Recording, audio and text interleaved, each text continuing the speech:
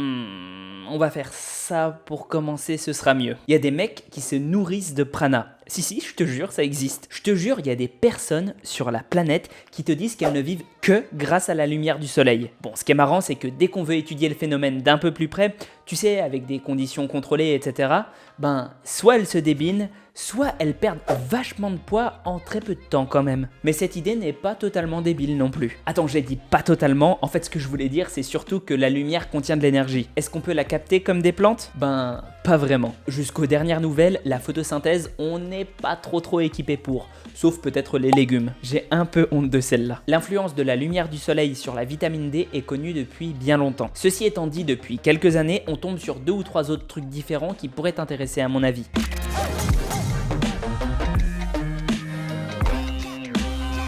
Il faut savoir que cette vidéo est repompée. S'inspire d'un article de la Nerdy Muscle Review écrit par Vassilis Iliopoulos. Franchement, foncez puisque ce numéro est gratuit et comme vous allez le voir, c'est blindé de références scientifiques. Rien que pour cet article-là, on est environ à 22 références. Donc bon, c'est assez costaud. Pour te parler de l'action de la lumière, je vais être obligé de faire un petit détour dans nos cellules et en particulier d'un organite qui se trouve à l'intérieur, à savoir les mitochondries. Si tu as eu des cours de bio, tu sais que les mitochondries sont la centrale de nos cellules.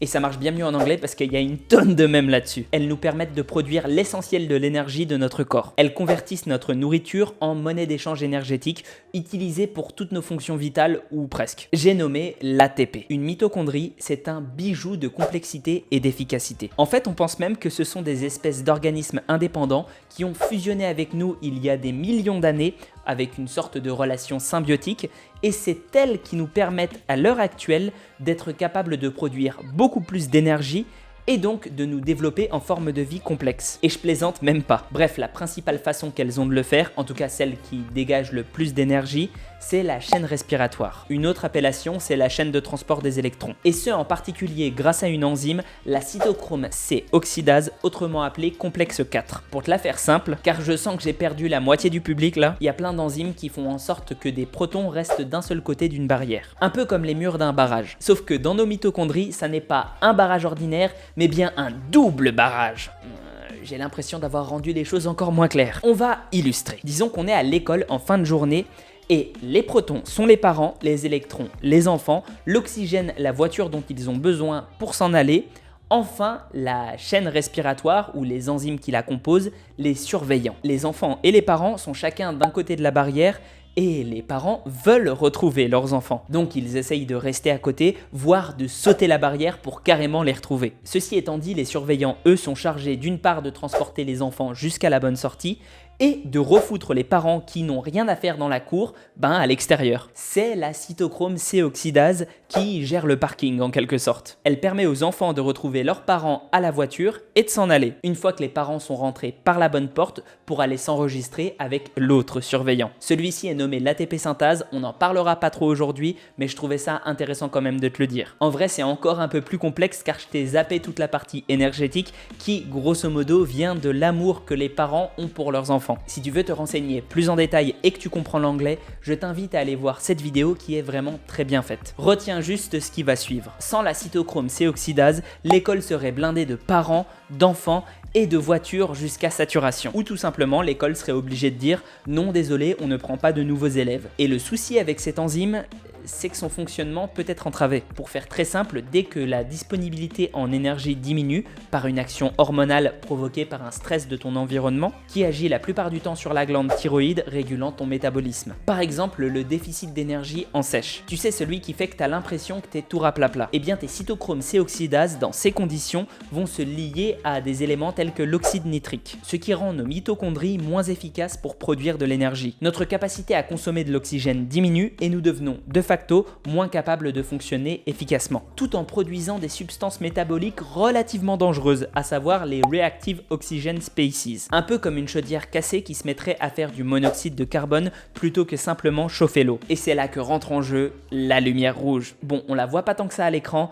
mais fais travailler ton imagination un peu, ok? L'explication de son fonctionnement est un peu complexe, mais peut se résumer simplement. L'énergie donnée par la lumière rouge peut facilement être absorbée par la cytochrome C oxydase pour se dissocier de l'oxyde nitrique. Cela redonne aux mitochondries la possibilité de mieux fonctionner. Il est à noter qu'à cause des écrans et de la société moderne, nous avons tendance à prendre de moins en moins de lumière du soleil. Et je précise du soleil car celle-ci a un spectre complet, à la différence des lumières artificielles qui sont majoritairement composées de bleu. Non seulement c'est pas ouf pour nos yeux qui ont besoin du spectre complet pour continuer à fonctionner normalement, et donc de la lumière rouge. Oui, nos yeux s'abîment quand on ne voit que du bleu, ou en tout cas de façon majoritaire, et la lumière rouge peut aider à lutter contre. Mais comme on vient de le comprendre, pour avoir un métabolisme sain et qui fonctionne bien, eh bien il faut de la lumière et en particulier de la rouge. Alors je ne suis pas là pour te dire « Va, fonce, achète-toi un appareil à lumière rouge maintenant !» Perso je l'ai fait et j'attends de recevoir le mien incessamment sous peu, mais je comprends que ça puisse faire un peu mal au porte-monnaie. Mais moi c'est un cas particulier parce que déjà je veux tester pour vous dire si c'est vraiment efficace,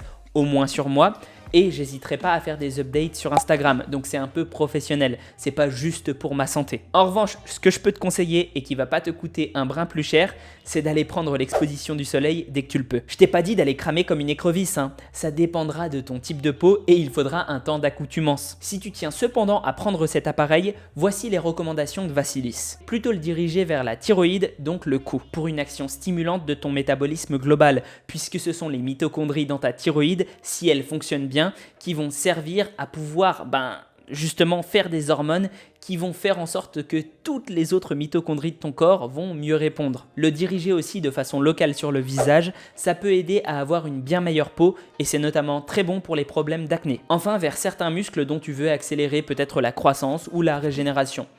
C'est à tester, je pense pas que l'effet soit incroyable, mais pourquoi pas. Et je te mettrai le lien du produit qu'il recommande en description. En dehors des explications physiologiques, et il y en avait, j'aimerais, avant de conclure la vidéo, poser 2-3 choses. Déjà, même si l'article est blindé de références, l'utilisation de la lumière rouge thérapeutique n'est pas encore supportée par les professionnels de santé à ma connaissance. Ceci étant dit, les explications de Vasilis sont convaincantes à mes yeux, et je pense qu'il faut lui accorder un certain crédit pour les raisons qui vont suivre. Un appareil permettant de se soigner grâce à de la lumière qui ne coûte pas si cher que ça, et qui a une grosse durée de vie, est-ce que c'est très intéressant à développer pour l'industrie pharmaceutique, comparé à des médicaments qui coûtent aussi cher mais qu'on doit racheter plein de fois? Et je ne dis pas que ça va être enterré à cause de ça, la preuve, il y a déjà des recherches dessus, mais simplement qu'elles ne vont peut-être pas être facilitées, et si on ne voit pas de profit direct, ouais, la recherche va avancer plus lentement que ce qu'elle devrait. Pour ça, le monde de la médecine est sauvagement capitaliste. Mais bon, tempérons, puisque nos connaissances en médecine doublent en moyenne tous les 6 mois en ce moment,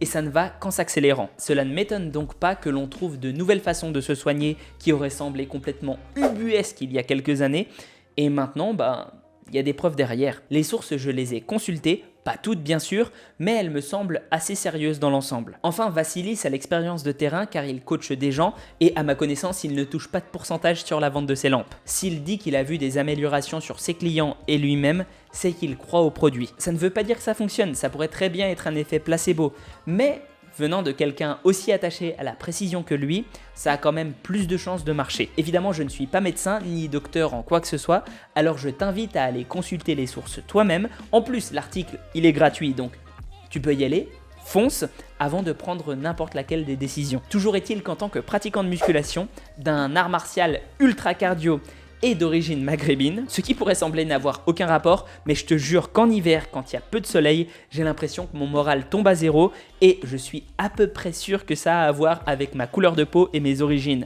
Et si tu le ressens pas toi, c'est que t'es qu'un cis blanc, hétéro, machin, normé, j'en sais rien. Bref, t'es pas un non-binaire comme moi. Je suis pas non-binaire et je voulais offenser personne. Ne me tombez pas dessus les LGBTQ+.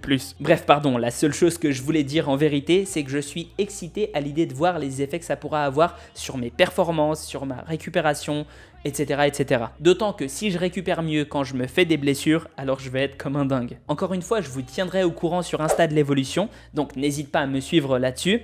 Et n'hésite pas non plus à aller sur le Discord pour venir parler avec moi de l'épisode, à t'abonner, à liker, à partager, à aller voir la Nerdy Muscle Review. C'est vraiment encore une fois quelque chose de super. Il y a plein d'informations au-delà même de cet article-là, hein. C'est qu'une perle parmi tant d'autres. Et sur ce, prends soin de toi et à la prochaine. Merci à Vas pour sa relecture du texte de la vidéo.